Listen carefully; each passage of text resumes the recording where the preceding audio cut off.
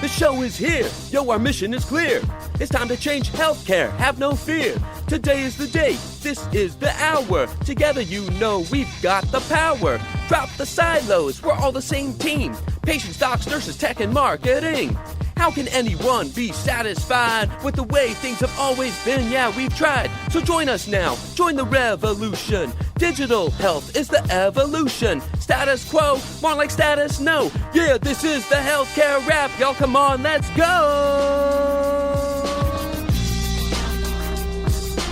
Welcome to the Healthcare Rap, where we are ushering in the future of healthcare and the status quo no longer exists.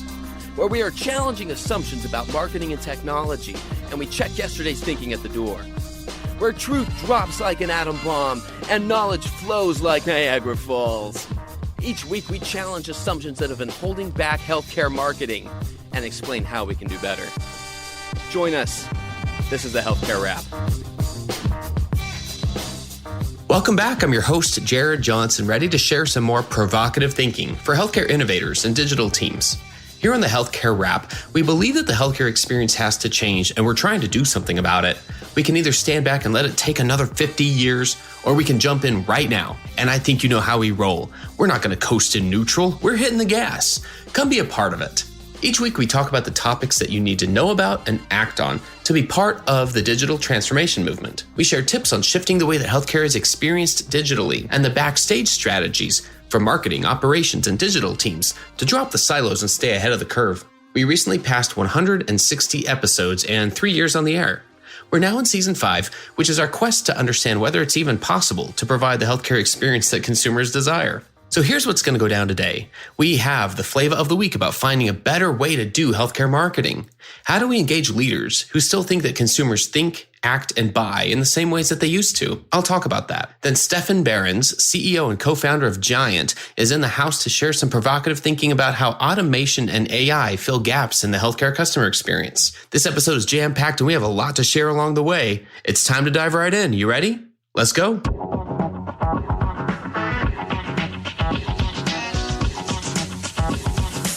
Flava of the week. There has to be a better way to do healthcare marketing. The world has evolved and we have to evolve too. Once that spark has lit up in your mind, it's hard to extinguish it. But not everyone feels the same way. I still hear stories about marketing leaders who have absolutely no clue how to provide anything that consumers actually want. They have no idea how to get people to care about their brand. They have no idea how to create an experience that will lead to word of mouth, or engage digitally, or drive behaviors. They don't know how to create content that actually makes people healthier. In short, they don't understand how consumers in 2021 think, act, and buy. I still hear stories. I know of a colleague who had a phenomenal idea for a content series that would be amazing, useful, memorable brand marketing.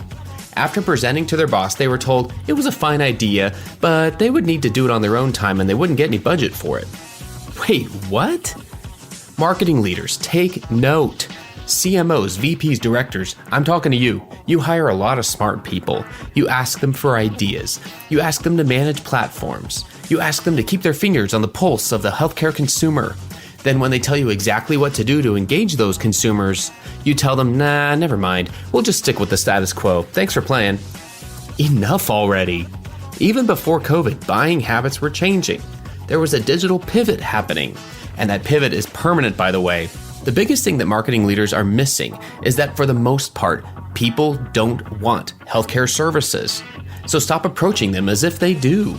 You have to give them a reason to care about your brand. You want some real provocative thinking? You'll actually generate more business by trying to help people stay healthy. You do that by creating a relationship with consumers that doesn't just exist during the time that they're seeing a doctor. And you do that by turning your digital consumer experience into your competitive advantage. We have to change this conversation. We have to create a community of our fellow change agents who know that there's a better way to do this. The future of healthcare marketing depends on it. And that's the Flava of the week.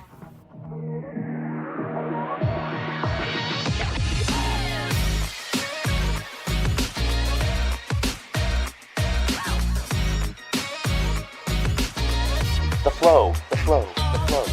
Hey, listeners, I hope you're ready for a deep dive into some really exciting topics here. We've got Stefan Behrens in the house. Stefan is the CEO and co-founder of GYANT, and very excited to have him with us today. How are you doing? I'm doing great. Fantastic to be on the show. Thanks, Jared. Yeah, you know what? It's funny when we hear things. We're going to get into AI, we're going to get into automation and some just the exciting state of new digital tools. I feel like things that just are evolving very quickly. And so I'm very interested to hear that. But I want to give listeners a chance to get to know you a little bit better. You mentioned right before we got on the air that you are not a native speaker. So can you give us a little bit about where you're from, your origin story, and tell us a little bit more about yourself? Yeah, happy to. So I grew up in Germany, and I've only moved to the US in 2016, pretty much to start GYANT. Before that, I ran 2 other companies in the consumer space, video games and direct-to-consumer e-commerce. And those were great experiences to learn how consumers want to interact with technology and build community. And at some point, after we sold those 2 companies, we needed to work on like a real problem in the world. And to me, that was healthcare. Healthcare is lagging behind on so many aspects in terms of its user experience. Let's be honest, the healthcare experience pretty much across the world probably sucks for patients and also is terrible for the people who work in healthcare. So that was the problem I wanted to sink my teeth into, and that's why we built GYANT. Nice. You know, like I said, the mission itself is what I love to hear. The fact that this didn't just start as, hey, we have some tech and we have a hammer and we're trying to find a nail. You know, like that kind of phrase, because there's tech out there that already exists and people are just trying to find ways to use it. But this was kind of starting as a gap you saw, an opportunity to solve a problem.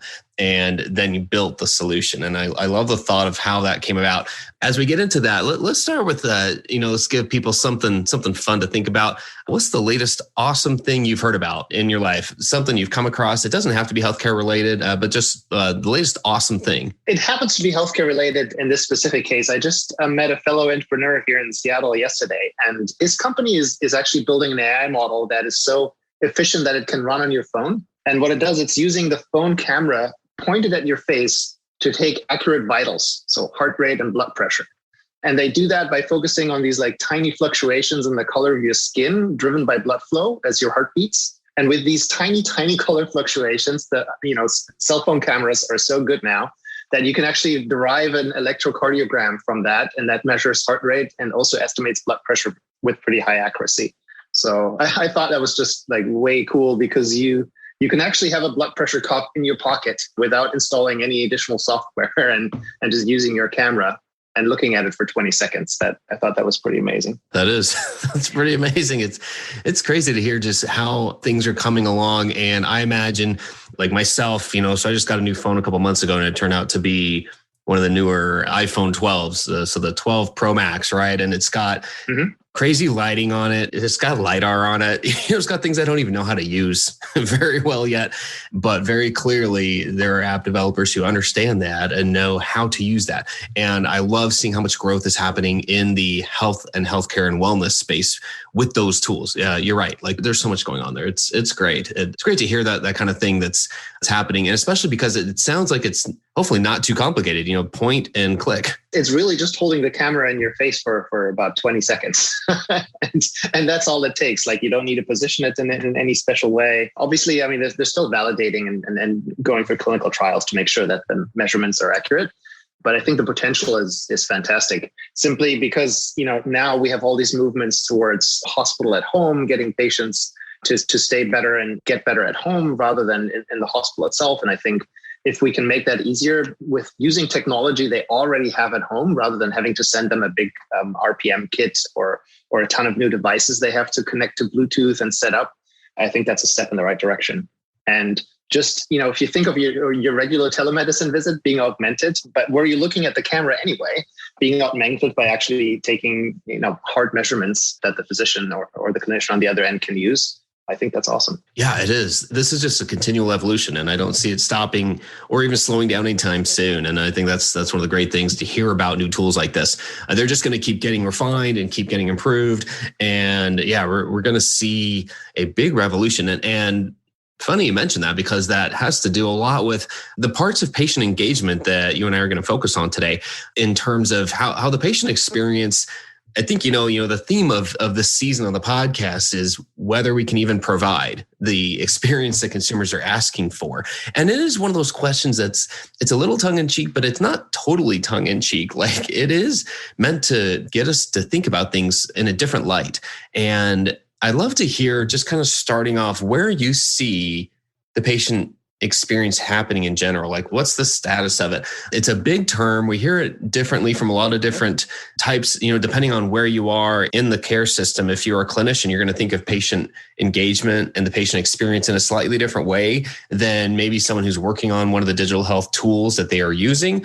How would you even describe the patient experience to begin with? Yeah, so I think the status quo in a lot of health systems and across the country right now is still that you have to pick up the phone and talk to someone on the phone, probably for 10 or 15 minutes to try and get an appointment. Those phone lines are staffed between 9 and 5.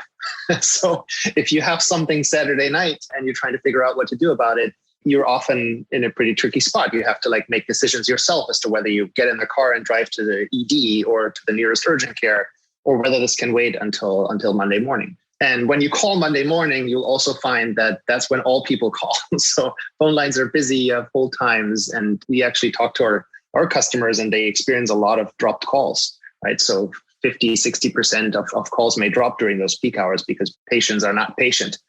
And I think as long as we're still in this state, kind of what the pizza delivery industry used to be in 30 years ago, where you have to pick up the phone and call for service, that's no longer what consumers expect these days. You go on an app, you press a few buttons, and then you can see where the pizza is in the making. You can see that it's being prepared. It's in the oven. It came out of the oven. The delivery guy has received the pizza, and you have a little icon on the screen that shows you where they are en route to your delivery. And then you compare that to the healthcare experience, where in many ways you either fill a form and hope for the best that somebody calls you back for an appointment, or you have to spend 45 minutes on the phone, and it's no longer meeting consumer expectations. And I think one of our customers put it well, the toothpaste is out of the tube and it's really hard to get it back. Last year, a lot of consumers and patients got a taste of what a digital first experience in healthcare looks like, because they were forced to stay home and use telemedicine because it wasn't safe to come in. And I think it's going to be impossible for them to go back. Like that idea of we'll just pretend last year never happened and we're going to focus on brick and mortar and bringing patients back into the clinic. I think that's just no longer viable. Yeah, I agree. It's almost like going back to pre-Amazon Prime. We can't, exactly. now that we know that's a thing, you can't go back and forget about it. You can't just, remember and be okay with the world before 2-day shipping. And it's funny, we've had guests on who've even compared that evolution of, 2-day shipping when Prime first came out, for instance, that was a revolution. And now 2 days seems really slow. You're right. They've iterated themselves. And so in Seattle, I think they're testing new models where you have overnight delivery. So you'll have your package. You go on Amazon at 8 p.m. and you'll have your package by 4 a.m. in the morning, same day. So it's crazy. Yeah. I think the same is true for healthcare. Another example here, I think, when is the last time you had a paper ticket, when you went to the airport? 30 years ago, you used to go to a travel agency, sit in front of someone, and they would actually write either by hand or print a paper ticket, right, that you would then take to the airport to check in. and that's the reality of a lot of healthcare. There's still a lot of paper-based forms that you need to fill. You carry those from one place to the next place, and then they get typed in by some poor person behind the desk to make sure it's in the electronic medical record. It's still very arcane. And fax machines are being used to exchange information between providers. That doesn't make any sense. Hey, this is Scott Burgess from Healthcare 360, the fair and balanced healthcare podcast, exploring everything you wish you knew about healthcare, but don't. Join us weekly in an open, transparent conversation with some of the biggest names in the healthcare business, surrounding this one question and one question only. Had you known there were other options to exhaust and explore before you traveled down the traditional healthcare route, how would you weigh those options against what you think healthcare and medicine really is? For more information about Healthcare 360 and how together we can help transform lives, visit scotteburgess.com, subscribe to our YouTube channel, or follow us anywhere you enjoy listening. See you there. In recent years, this conversation that we're having right now, I think it's come more to the forefront. And the question has come to healthcare administrators and to clinicians of, okay, so why are we still here? Like, why aren't we in a different place? Why aren't we in a better place now? These tools are available. We're using them in every other aspect of our life. And I think, sometimes these words rarely come out in those conversations, but I think it's only because people don't know that this is actually how they're feeling about it. To me, if you look really deeply, the words that come to mind from an administrator's standpoint is risky, unsafe, unproven. They just want to go back. They just say, look, like it's always been a challenge. We just need to accept this as an obstacle, like a sunk cost. Like we just need to be okay with that. And that's the approach that we've had for all these years. And now we have consumers, we have, innovators who are coming in and saying, no, actually, we can improve part of this. And I think that's seeing the conversation itself evolve is one thing that's very exciting to me. I'm really curious from the administrative side. I think administrators would say, yeah, like that just sounds like there's an administrative burden. And it's like, no, these tools are actually here to relieve that burden. I mean, is that how you see it? Like, do digital tools, are you seeing them actually reduce administrative burden? And if so, how are they doing that? We're seeing that indeed. But I can also understand that the people working in healthcare, they're all overloaded. Last year was a death march, right? You have all this burnout and they've been asked to do all these things on top of their already busy schedules. And so every time you're introducing a new tool, even if it's meant to help, they have to change the way they do things. And that means they need to get used to something new. And maybe there's an initial period where they have to go through some training or they have to learn how to use a new system. And that just adds one more thing to their already overflowing plates. So I totally understand the perspective of the clinicians and the people in the care delivery process where they're saying, yeah, I know you mean to help, but I'm so busy, I don't have time to improve. But I think the way out of that is to pick one small thing, like pick one use case. I don't know. How do we get more patients to come back for mammograms, right? Because that makes sense. Pick that one use case and then execute against that so that you can show results and build trust inside the organization that a new process or a digital tool will actually make something better. And then use that as the success story that you can build around and say, okay, now that we've tackled mammograms, next let's tackle colonoscopies. And after that, we'll see if we can make the intake process better. And so you build from these like small use cases into a larger success story, rather than trying to say, we're going to completely transform the digital patient experience from start to finish. And it's going to be a massive transformation because that's going to take, a year or two to implement and involve so many moving pieces that it's just too much of a burden for a lot of systems to carry on top of the day-to-day work that they're already doing and the crises and fires they have to address and put out. Yeah, I can see that because it can very quickly turn into it's like they open the door and, the floodwaters just start coming in and pretty soon they do feel like they're underwater when they start saying, okay, well, what if we do change these parts that we've always just assumed are obstacles that we can't get around? And if you start saying, well, maybe we can change this one, then you start seeing all the things that need to change or that there really are opportunities to innovate them.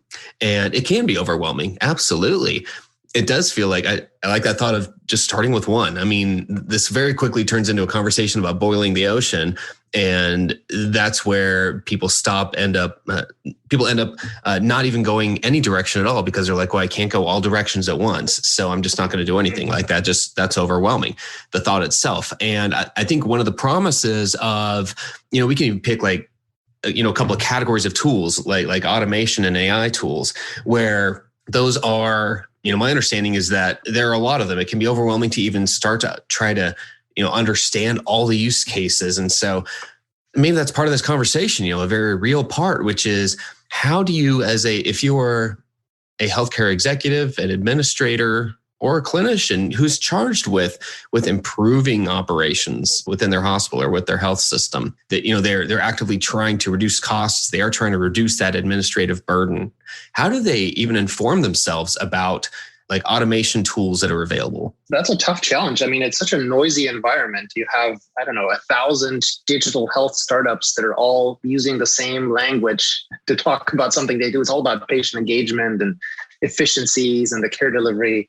And it's really hard for them to kind of pick out which solutions are worth spending any time on, which partners are worth betting on, because they have limited available resources and they can't afford to misplace a bet, right, when they're working with a partner. So I think one element comes down to who are the people you trust. And what we found is it's often not some new company or new vendor that you've never heard about, but it's the people that are also in your industry that you're connected with, right? So health systems like to buy what other health systems have bought before.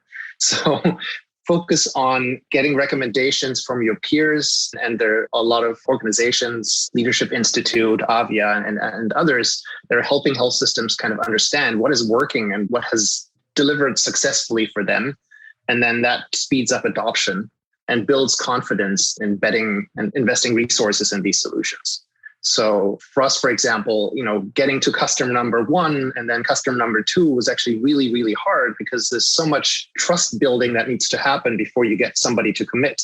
But now we're live with over 30 health systems and it's a different story. And we can easily make connections to customers that are using parts of our technology and the results they've seen. And you can have a completely different experience because you can talk to someone who's been in your shoes or who is in your shoes and understands the problems and challenges you face. And so use that as part of the process, network with your peers and other systems and figure out what they're doing. And that's probably a good starting point. That's interesting. So you mentioned kind of like there's been an evolution of, I think, the understanding of the problem that you're trying to solve as you went from those first couple of customers to expanding to more health systems.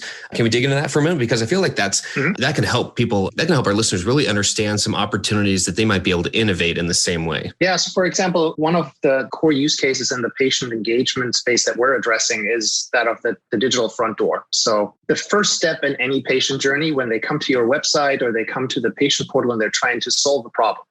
And the challenge is that you have to make assumptions about what kind of problems they're trying to solve. And initially, when we deployed with our first customer, we were making assumptions about what it is that patients would bring to us and what kind of questions they would ask. So that's kind of the product we built in the first release. But we quickly learned there's a ton of other questions that patients are bringing to this when you make it available to them. So what we do is we deploy a digital assistant to the website that just asks a simple question at the beginning, which is, how can we help you today? Right. And initially we thought, well, it's always going to be related to, I need to get care. I have a symptom that I'm that I'm concerned about and trying to figure out where to go. And the reality is that the number of patient intents and patient questions is much, much wider. Things like, I want to send flowers to someone who is in the hospital. Where can I park? I need to pay my bill and I'm trying to figure out how to get a payment plan established, right? There's a lot of different concerns or questions that patients are bringing. And we've used kind of this input from patients with our first couple of partners to really build out the capability to address many more of these questions than we were initially setting out to do. Right. So we've now seen over 17 million patient interactions and utterances that we use to train our AI model and a conversational AI model to be able to respond to those. And there's a lot of learning involved, and that's just part of the process. I think you need to accept that version 1 that you launch may be useful and actually make the situation better for patients, but there's a lot of learning involved and every health system is a little bit different. So you want to go live as quickly as possible and then learn and then improve, rather than trying to make it perfect. So don't let perfect get in the way of good, and then use the data that you generate from patients using these new tools to optimize and increase the value you're getting out of them for your system. Oh, that's a great example. Yeah. And that starts with a single use case, but look how much that expands to other potential usages of tools, like you're saying, like a digital assistant. Where can this go? I guess, if we start to reimagine this and we start saying, we start adding up all these use cases for how we can deploy something like a digital assistant and start filling in some of these gaps in patient engagement. Where can this go? What's the ceiling or what's the goal? Say 5 years or even 10 years from now, if we see things adopted the way that we hope, I guess what difference can it make? We've had one North Star from the very beginning when we set out. And that was actually an insight from talking to, a lot of physicians about their experience. And most of them tell us that actually from their circle of friends and family members, they get a lot of texts, right? So if you're a physician, you're probably getting at least one text a week from someone whose child is sick or who has a medically related question, and they're just using you as the first step to understand what they need to be doing or what the best way to react to it is, because you're the expert. And that conversation, because it's family members and friends, is usually very casual. It's not your typical disclaimer-laden health system patient portal interaction. It's a casual text message that says, hey, this is what's happening. Can you help me out? And then you typically have a bit of question and answer game that goes back and forth over text. And then, okay, this is the next step. And I think this is the archetype of what we're trying to build. And we have a long way to go to get there, but it should be informal. It should know you. It should remember things about you that you have kind of shared before because you're familiar. We know your history. And it should be non-threatening and take some of the anxiety out of the process. Healthcare can be scary. So if you can have something that is empathetic and that feels like chatting with a friend who happens to be a doctor, that's the kind of experience I think that patients are looking for. And if you take it like to a level where not everyone has a doctor friend, but if I can take it to a level where I have a digital assistant that can scale to millions of patients and be that doctor friend, right? To be a guide on your side to help you navigate some of the most intense challenges we will have in our lives. I think that's the vision for 10 years from now, where you have a personalized digital doctor friend that you have access to 24/7 and that can coach you and nudge you and help you through all of life's difficulties as it relates to healthcare. And with that, you can then say, okay, I'm actually going to be automating and orchestrating a large chunk of the primary care experience, and then bring in actual human doctors and human nurses and nutrition coaches and mental health coaches as and when needed. But I can keep a large chunk of my population just running and humming in a completely automated model that bends the cost curve to a level we haven't seen before. So I think that's the vision that we're working towards. Well, you know what I think the most about that vision is that it is tempered with some very like pragmatic wisdom. There's a reality check to it also. You know, you didn't say, hey, in a year from now, we're going to achieve this and everyone's going to understand how to adopt it. Like it sounds like you're very realistic about the adoption challenges to that. And yet that still remains your North Star. I think that's a credit to you and to the team you're building and to the tool itself. You know, all of the ways that together we can still make incremental improvements along the way. And I expect us to see more progress in this area. I love the thought of just being pragmatic about it. It's probably just the easiest way to say it, which kind of leads me to my final question for you, which is in terms of a call to action, what's one tactical step that leaders and administrators can take in this direction? The best tactical step would be to just pick one thing, like one small thing, one small use case that you think will move the needle for a particular challenge or problem you face, right? Last year has turned the world upside down for a lot of health systems, put a lot of them into financial trouble as well, because they're dependent on volume and elective procedures to pay the bills. And so a lot of them are wondering, okay, how can I bring patients back? How can I bring volume back?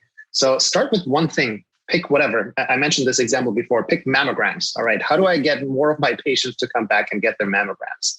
Right. So start with that and then just get used to going in like small increments. Like the way you eat an elephant is in small, tiny slices that you can chew and swallow. So I think it's really just about picking the next small step that you have resources for and that you can commit to and where you can get results in a couple of weeks and then build from there. I'm sure if you got people together, they would easily come up with, 5 or 10 ideas in like 5 minutes on where you could start.